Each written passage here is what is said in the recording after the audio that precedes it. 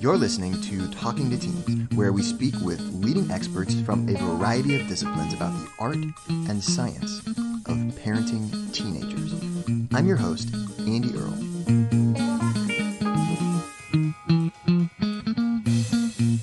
We're here today with Sid Garza-Hillman talking about his book, Raising Healthy Parents: Small Steps, Less Stress, and a Thriving Family. Exercise and nutrition are very important, but today's guest, Sid Garza-Hillman, says stress is the most critical thing. He's a nutritionist, so we're going to talk about how to eat better, how to feed your kids better, but underlying everything that we're going to be discussing is the issue of stress and how you deal with it.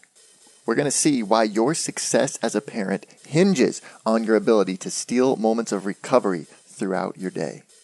We're going to learn the key to adaptive stress. We're going to see why the idea of doing everything in moderation is very misguided. We're going to walk through a better way to think about food, calories, and nutrients, and why Sid says we should think about food like a gift. Finally, we're going to cover a bunch of the most frequently asked questions that Sid receives from parents about the health of them and their families. Things like, I'm concerned my child eats differently than other kids, I don't want him to be self-conscious, and what to do if you're interested in raising healthier kids but your spouse does not seem to be on board.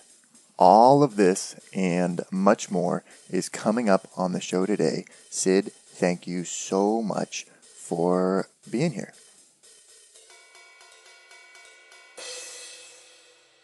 This book is Raising Healthy Parents: Small Steps, Less Stress, and a Thriving Family. So what got you interested in health and families and kind of how those things can come together? Yeah, well, the kind of, I guess, shorter story, but when I started practicing as a health coach, nutritionist, and things like that, a lot of the, first, before even the family thing, in the beginning, giving somebody recommendations about food and finding that most, if not all of my clients, were not following it past about 1 or 2 months. They would start off really excited like they would with any other diet and then burn out and go back to the old ways of doing things. And so that's where I crafted my small steps approach, about 12 years ago, to really figure out, well, what is it? Is it because they don't know enough? No, they know how to eat healthy now. Why aren't they not sticking with it? And that became an issue of stress. It became an issue of how to establish healthy habits. But as I started to then coach people in my small steps approach, most of my clients still to this day are parents. And it's not that they don't love their kids. They do. We all do. But it's a source of stress. Raising a healthy family, having a successful marriage takes hard work, and it's stressful. So what I found is that I was coaching these people they came to me to be healthier. I'm not a family therapist. I'm not coaching them how to talk to their kids.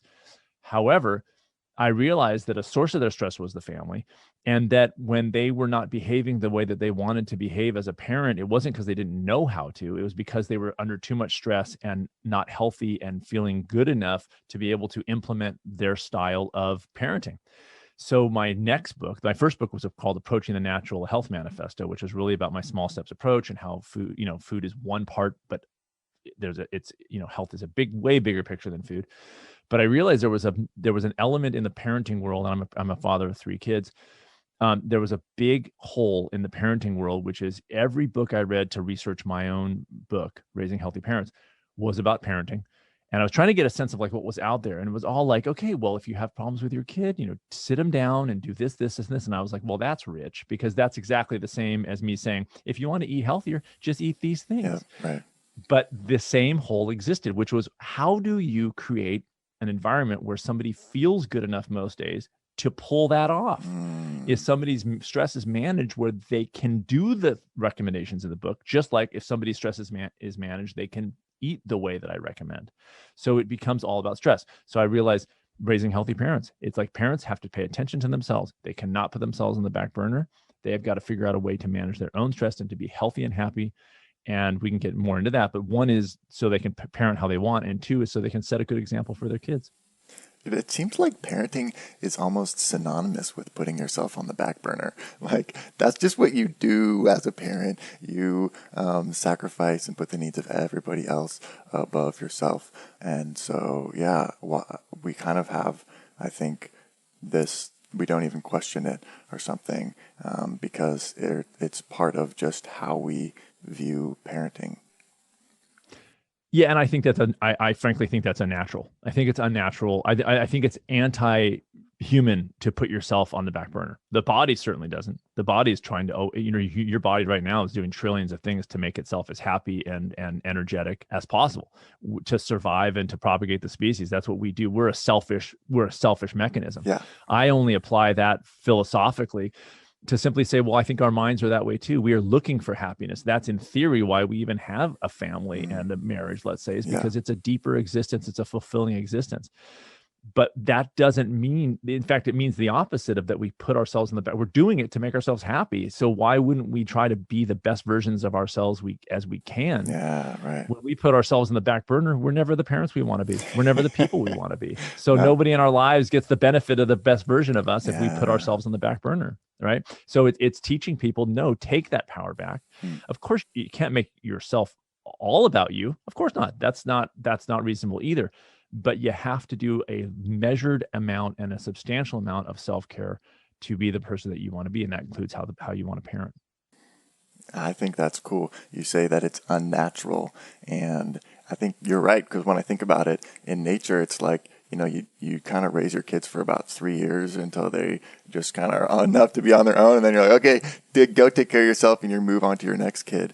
And I think, we would never be caught in this sort of place that we find ourselves in now as parents. So it is unnatural. It's weird, and we have to kind of figure out how to sort of navigate it.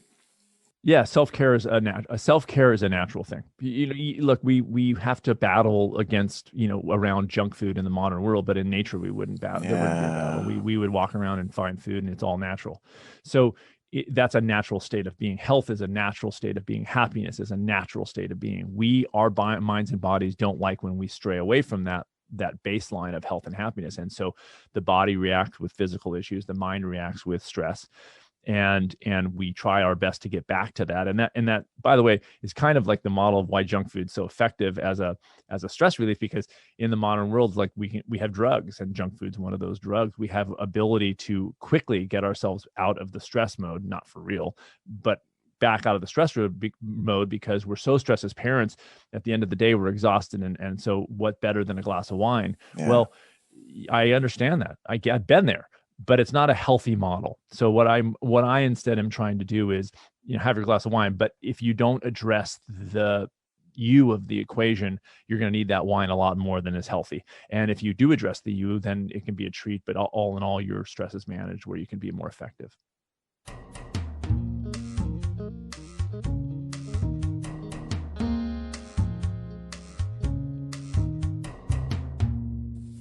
So you talk about something called making the trade.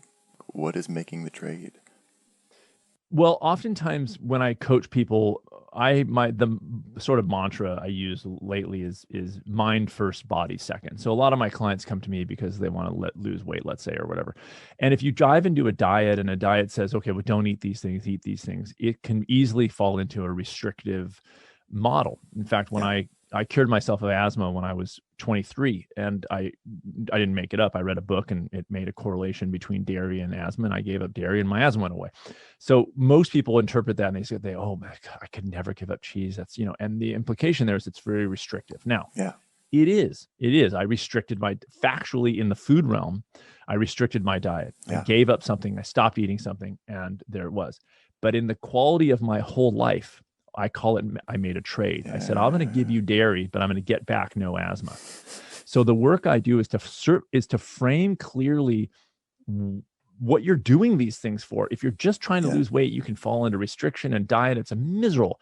But if you say, I'm not restricting, I'm choosing this thing over here to nourish myself this way, to make myself feel better. I gave up dairy to feel better. Yeah. So I traded it. I made a trade. If you are living in this restrictive, now I can't eat dairy, you're going to fail. You're setting yourself up for failure. If all you think about are the things you can't do, Right. and shouldn't do. I hate the word should. I shouldn't do that. Why? You're in charge. I can eat dairy today. I choose not to because it makes me feel better not to. And that's a trade rather than a restrictive mindset. You talk a lot about mott, which is not a type of jelly that you're referring to. It can be. Okay. Okay. What? Yeah. Mott is it's funny because I established that early on, and it was sort of like, I find it effective, but I figured it would be kind of a throwaway thing for most people. That is above all the thing that most people attach to, and people love the most. Yeah. And what mott is simply an acronym that says most of the time. What I hold is that your health and happiness are based on what you do most of the time. Yep. And the reason I focus on that is because in the modern world, without context, we might read a diet plan and we got to pull that off 100% of times. We cannot stray. And the problem with that is we're holding on too tight. And if we try to do something 100%, you're going to drain your willpower and you're going to set yourself up for failure. Instead, if you go, it's what I do most, it's how I eat most of the time. What that does is two things. One, it establishes a lower stress way to live. And two, you don't sweat when you have something less than healthy because you don't care, because it doesn't actually matter. Yeah. So in the parenting realm, the way I look at mott is, if in general you are parenting in a calm, controlled way and you're talking to your kids, and once in a while you lose your temper, who cares? Like, you're a very successful parent. But if you are yelling all the time, irritable all the time, and pissed all the time, but 3 days a year when you're on vacation, you're the ideal parent, that's not a healthy model. Your most of the time isn't healthy. Same thing with eating. If you have a salad once a week, that's great. That's not your most of the time. You're not going to, if that's the only healthy food you eat, right? So it's most of the time. Focus on that, because we let go of this idea of perfection and that we can't have one screw up. Of course we're going to screw up. We're human. We all screw up. Yes, that's going to happen. So if you just go, hey, is my mott pretty good? Is my mott pretty good in my marriage? Are most days good? Good. Because then we don't focus on the one day we had an argument. Whoop-de-doo. We move on much faster that way. A guest that I talked to recently was talking about the 5-to-1 ratio of positive to negative things in a relationship to keep the relationship healthy. And I think, it's a good demonstration, I guess. Just, it's not a 1,000,000-to-1 ratio. It's not that they need to be all positive things, it's 5-to-1. But it's definitely that there's a lot more positive than negative. And that's it. That, most of the time things are good. And then every now and then, you're going to have an argument, you're going to have a fight, whatever. There's going to always be speed bumps. But it is backed up by research. So. Yeah, it is backed up by research. And I think it's funny that, like, when people sometimes will say, like, I have the great marriage, we never argue. I'm always suspect of that marriage. I'm like, how can two human beings intimately connected and living together never argue? It probably means you're not communicating. Yeah. It's like if you're Someone's two humans and you're something that, it's like we're not robots, so something ain't right. If you're just like, we never argue, it's like, then I'm sorry for you, because that means you're not on a deeper level, right? So it literally is. It's science backed. It's what you eat most of the time. People get worried about, oh my God, I ate junk food Tuesday night. I go, you think I'm a nutritionist? So they come to me like that's a failure. I go, good. I hope you had fun. How's your mott doing? If you're not as healthy as you want to be, it ain't because of that one meal. It's because of what you do most days. Make adjustments there and leave the one-offs. Who cares? We don't sweat. I always say to my clients, I go, we don't sweat one-offs. We don't sweat one-offs. Those are just, we let them go, right? Yeah. But you can use it as a cue to re-examine yourself and say, well, how often have I been doing this a lot lately? Or is this really, this is just a one-off. Yeah. That's such a good point, because when you're in a lower stress state, when you're not pressuring yourself and getting mad at yourself and beating yourself up because of one junk food meal or one time you lost your temper with your kids, you never get a chance to examine. You're so in the zone of like judging yourself and getting mad at yourself that you don't even get to look at it critically and say, what were the reasons I did that? What were the circumstances around that? And that's how you grow and evolve as a human being, is that you can examine the circumstances around your actions when you're kind of more calm, and you can say like, okay, I noticed when I lost my temper is because I wasn't eating well that day and I didn't sleep the night before, and I was, I had my cell phone on me and I was all, so on social media all day and I was irritable. Okay, well, let me figure out how to make changes so that doesn't happen as much. Not 100% of times, but if I can decrease the occurrences, right? And that same thing goes with junk food and everything else.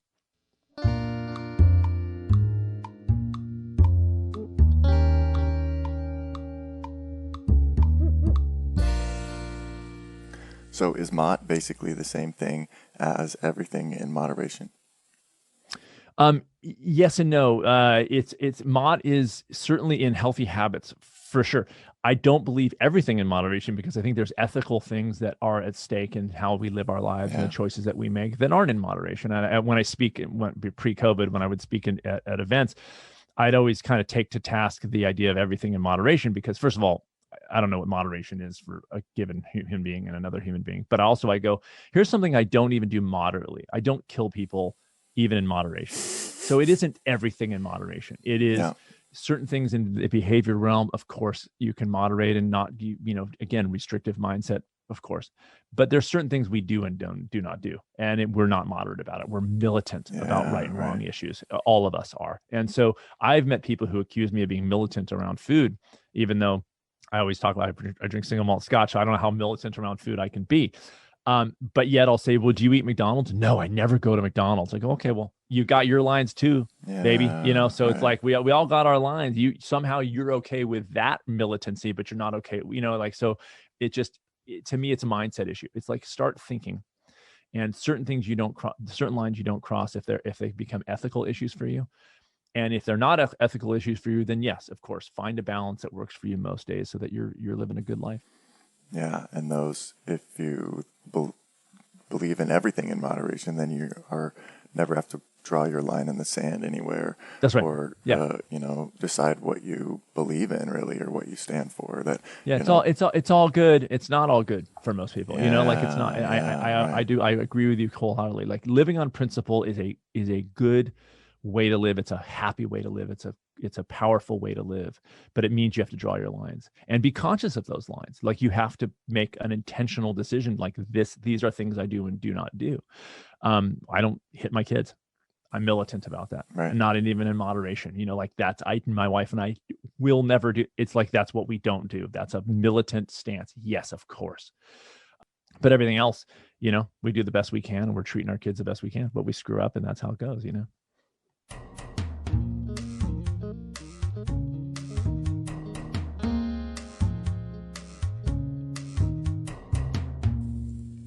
Here's a quote that I love from your book on page 67. Your success as a parent hinges on your ability to steal moments of recovery throughout your day, every day. That's a good quote. I'm not going to lie to you, Andy. That's a good quote. I like that. Yeah. Well, here's what I call it: stealing moments, because they're not handed to us. Yeah. And what I mean by this is you have to fight for them a little bit. Yeah. I'm a parent, and my wife and I both are parents, obviously. We both work full time. More and more parents I'm working with work. They're not being full-time parents. And even if they are being full-time parents, as if that's not stressful, right? So there is stress associated for us to, and this, by the way, in the modern world, period, for us to expect enough recovery time in chunks. In other words, I'm with my kids 6 hours a day. I get so stressed. I deserve 6 hours of recovery time. Ain't going to happen, because we also have jobs, and we also have errands to do and things to do around the house, laundry. And, it's like the amount of laundry in my living room right now is evidence enough. And so it's like you have to, so my coaching for anybody, but in the Raising Healthy Parents book, to more effectively parent is to find moments. Don't expect chunks of time, hours and hours of time, that you can sit and have a cup of tea in a hot bath. Ain't going to happen. Right. But if you steal a moment, if you're standing in line, if you're waiting for your gas to pump in your car, take the moments when you can to take a deep breath, to recenter, to reground. There's one of my favorite comedians of all time. Of course, he made some bad decisions, but it was this guy, Louis C.K., which most people have heard of. But he had a great bit years ago, and he goes, the time between when you put your child in the car seat and you buckle them in, and you close their door, the time between that and when you walk around the front of the car to get in your side, he goes, that's like a carnival cruise. And I thought that is so, it's like that. And I have twins. Wow. So there were moments before I even heard that bit where I would buckle them in the car, get them all settled. They're in total safety. And I would close the doors and I would walk around the front of my car and I would literally go, because there was like that, I just need a moment of peace. Those are the moments. Yeah. If we can steal more of those, we can be a little more balanced when we get with our, with our family. So it's looking for moments, realizing that moments have value. Again, pumping gas in your car, standing in line for a coffee, being on hold on a telephone call, to find those moments, to take some deep breaths, to just think about something positive, to, whatever, look for those moments, because we want to go like, I'm in it and I need a big break. Well, most of us can't get a big break. We just don't get big breaks. We're pretty busy and getting busier. We used to be back in the day when it was, worse, I think, but, one income family could kind of manage. It ain't that way anymore. Right. I mean, my wife and I both work full time and raising a family. It's brutal. We don't have childcare. We, it's like what that is. And so to parent the way we want to means we have to take care of ourselves. And that goes for stealing moments too. I love that because it's so doable. It's not like this big grand thing that you have to do, because I think so many times when we're trying to change in any way, we get caught up in how it has to be this big, huge undertaking and we have to do it all the way. And I think this is really consistent with your whole approach of small steps. Yeah. Well, people come to me and they go, a lot of clients come to me, they go, I'm an all or nothing person. I go, well, that usually means nothing. If we look ahead, for instance, people have used my approach to declutter their homes. Okay. So they walk in their house and they see junk everywhere and drawers full of crap and just clutter everywhere. And if they look at that and say, oh my God, that's going to take me 15 hours, 20 hours to get rid of, and they won't do it. They just won't start. Whereas my coaching is like, what could you do starting today that you can do every day and there's no stress about it? And sometimes, and this has actually happened, sometimes people go, I'm going to get rid of 2 things per day. I go, good, let's start there. 2 things per day. So they walk in their house, they grab 2 things and they're done. If that never changes, in 2 months, they've gotten rid of 120 things, which is substantial. But usually what happens is the 2 things, when they get used to that. Yeah, I got that. I'm pretty good at the 2 things. After a week, you're like, hey, those 2 things. Exactly. Easy peasy, right? Yeah. That's right. 3 to 4 to 5. So by 1 month, they're like decluttered. I mean, if you open your drawer and take out 2-3 things and put them in and just put them in the trash or in a donate box, you have no idea how much that equals. But people go, well, my house is so cluttered that would just never work. So they end up doing nothing. Right. Or they'll do a lot for a day and they make great gains, but they don't stick with it. Yeah. So what's the point? Then that stuff still stays there and it causes them stress.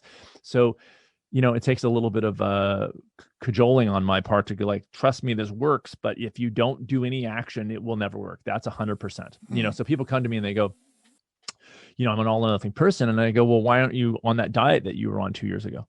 Because if you're not doing it, and people go like, I don't exercise. I go, okay, well, let's do our small step. And I go, let's do a 2-minute walk around the living room. What do you think about that? And they go, that's right good. Now. Yeah. Right. Right. Yeah. Five push-ups. There's your exercise per day. Right. And sometimes they'll say, but that doesn't do anything. I go, but you literally were doing nothing yesterday. Right. So it is doing something. It's starting the establishment of a habit. And that's the power that will grow into 30 minutes of exercise.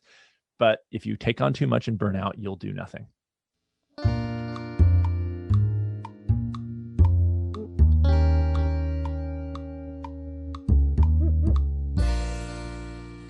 Here's a quote from Albert Schweitzer. Example is not the main thing in influencing others. It is the only thing. Yeah, I quoted him in that book, and I quoted him in my brand new book as well, because I think that's a great quote. What I said at the beginning of this interview was that when parents take care of themselves, they get 2 benefits. 1, they get themselves feeling better and happier, and they can then pull off whatever parenting style they have. 2, they set a really good example for their kids. And that is, I believe, more effective in raising kids than actually the words out of our mouths. It's not that the words out of our mouths don't make a difference. I don't totally agree with him that it's the only thing setting the example. Right. I do think it's what we say also, but I also think it's what they see. And if you see a parent who goes, go out and exercise, and the parent's out of shape and never exercises, that's not going to go a long way. I mean, ultimately, and by the way, this is for adults too. This is for workplace. If the manager isn't setting the example, if the manager is chaotic and is expecting order, it doesn't translate. The effectiveness and the environment of an organization, including a family, comes from the top down. That is a fact. It's how human behavior works. If we are managed by somebody, in this case the parent, what those parents' actions are or are not set the tone of that family. If a parent is irritable and angry all the time, that will translate to the kids. I don't care how good, what gift of gab they have and how great they talk. Right. So it's a little bit of a jagged pill to swallow for parents to fix themselves. Don't tell your kid to eat healthy until you know how to do it. Because when you try to do it and you realize that there's struggles associated with it and you've overcome those, the kids get to see you overcome them. They get to see that you're worth taking care of. They get to understand what that model is. They understand that self-care is important. They see that model, and they see you become healthier and happier. They see that model too. They get to see what it's like to treat yourself well.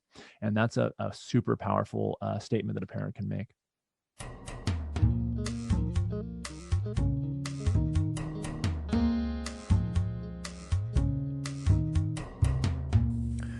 We've been talking about stress. It's kind of a theme throughout everything that you teach. And one thing that you talk about that I thought was interesting was you talk about how low levels of stress are helpful and can help us to change for the better, whereas when they get high, it causes us to plateau. Yeah. So what I mean by that is that too low stress is actually not healthy either. So what I call it is, I'm not the only one, but it's adaptive. It's called adaptive stress. And what that means is it's just enough stress to trigger adaptations in the body and mind to grow and evolve in response to that stress. Yeah. So if there's too much stress, the body goes into actual stress mode, which is like, I just got to get through this. And so that's when you've got the raised heart rate and the raised blood pressure and the fat around the midsection and a weakened immune system and a weakened digestion. That's a too much stress response. Yeah. Likewise, too little stress, when you're doing nothing, when you're sitting on a couch, also has very similar results in the body and mind: depression, stagnancy, gaining weight, things that are also stress. So there is I call it in a new book, in 6 Truths, I call it the Goldilocks of stress. It's like this just the right amount of stress. Yep. We need it. We love the idea of avoiding all stress, but it's not a good thing to sit and do nothing, right? And so that goes for thinking too. I mean, the reason why they recommend crossword puzzles for elderly people and Sudoku and things like that is because the mind with not enough stimulation atrophies. Yeah, right. And it's like, what do I do? That's right. And likewise, the body physically atrophies with too little stimulation. So it is upon us in a world of technology where we don't have to do much, where we can literally sit on social media all day, where we can have food delivered. We don't have to move our bodies to find food like we would in nature. Right. We have to make a conscious decision to engage in our lives. We have to make a conscious decision to keep learning things. We have to make a conscious decision to move our bodies. We have to make a conscious decision to feed our bodies and minds well. And so it takes effort. It takes hard work, and there's no getting around that. We can't hack that. And so when we let that go and just figure, okay, this is just going to take time, we're better off for it. We're here today with Sid Garza-Hillman talking about how you can improve the health of your whole family by taking small steps. And we're not done yet. Here's a look at what's coming up in the second half of the show. Man, if you try to make a shift in a family, a big overnight 180-degree shift in food, is miserable. The whole idea is that you're avoiding burnout. You're avoiding overwhelm. If you want your kids to exercise, a great small step is you take a walk with your child. But if you go, I don't have 30 minutes, don't do 30 minutes. Start with 2 minutes. Hey, let's go outside, walk down the block, and come back. Kids love that stuff. I've been playing catch with my son. Like, we got mitts, and I was like, let's go outside and play catch for 5 minutes. He loves it. He's 12. He's like, yeah, let's go play catch. We go play catch. We talk. He's talking. We're chatting. It's time with him. It's private time with him. It's talking with him, and it's playing catch, and it's fun. And I don't have to put anything on hold to go outside and play for 5 minutes with my son, but it means way more than that 5 minutes. So it's a way of looking at things and saying, what can we do? We want to let them eat whatever they want, but we want them to focus in school. Okay. Yeah, like you can't feed your kids Captain Crunch in the morning and then get angry with them because they can't focus in school that day. I think that a lot of the discussion around teens and bodies is misguided. I'll be frank with you. I think a lot of that discussion has to do with weight, being fat, and it's like either fat shaming or body positivity. Be okay with your body no matter how it is. I think that's dangerous. I think that that's trying to create a false narrative. I think the discussion should be wholly about self-care, about self-kindness, about compassion, about nourishment. It should never be about weight loss. It should never be, you need to lose weight. Oh my God. I mean, adults have a hard enough time with that. Yeah. It should never be to me about a parent saying, I empower my child to make their own food choices. I go, well, that's rich. You've just given away your job as a parent to a kid who isn't even fully developed in their brain. If you want a successful family and you want to raise kids that can take care of themselves, you have to be a parent. Want to hear the full interview? Sign up for a subscription today. You get access to all the interviews I've conducted, as well as new episodes weeks before the general public. It's completely affordable, and your subscription helps support the work we do here at Talking to Teens. Thanks for listening.